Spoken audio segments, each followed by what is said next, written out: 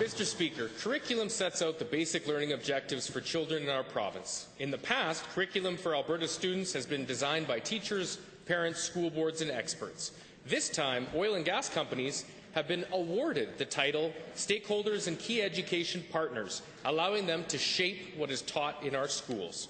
Alberta's NDP are in favour of children learning about Alberta and its natural resources, but allowing corporations to decide what kids learn in grade school is dead wrong.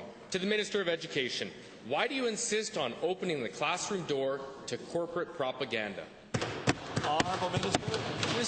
Mr. Speaker, nothing could be further from the truth. Our curriculum is constantly upgraded in this province. The member has that right. What's different about this process is that we actually want to take it out to the community and let everyone who has a stake in education be a part of that dialogue. It's still going to be led by teachers, it's still going to be led by educators and those school boards, but we do want to hear from parents, and we do want to hear from students, and we do want the First Nations and the Métis to have some input in this as well. And we want to hear from the economy, we want to hear from the employers. Some of those are oil and gas companies, and there's nothing wrong with oil and gas companies. They drive this province, and I see that member over there doesn't mind cashing their checks either. Honourable member, first up. What they learn in kindergarten. Mr. Speaker, given that oil and gas companies are partners across the board in every curriculum project, all four, from kindergarten all the way up to grade 12, while teachers are partners in only one. To the Minister, will you tell Albertans why the oil and gas sector gets 4 times the influence of teachers? Honourable Minister. Mr. Speaker, that's not true. Teachers are involved in every one of these, and teachers are leading these. As a matter of fact, I've got educators and teachers and former teachers in my department that have thought up this process, and the ATA has been at the table for 2 years as part of developing this process, and so has the Alberta School Boards. So unfortunately, this honourable member left that little piece of it out.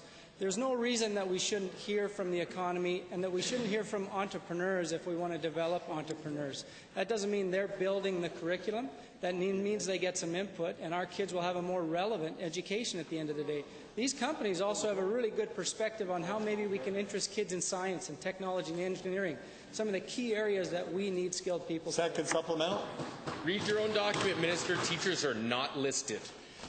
Mr. Speaker, given that this minister believes he knows best, better than teachers, better than Albertans, and given the minister can't see the difference between teaching students about the oil and gas sector versus allowing the oil and gas sector to decide what students learn in our schools, to the minister, this is offensive to Albertans.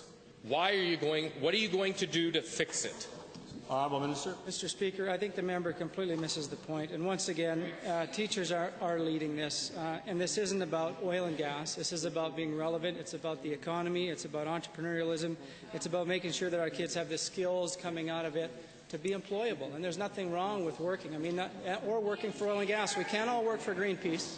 But, Mr. Speaker, it's important to listen to these folks, and it's important for them to bring ideas to the table, like I said, that might help our kids get interested in the sciences and get interested in engineering and technology.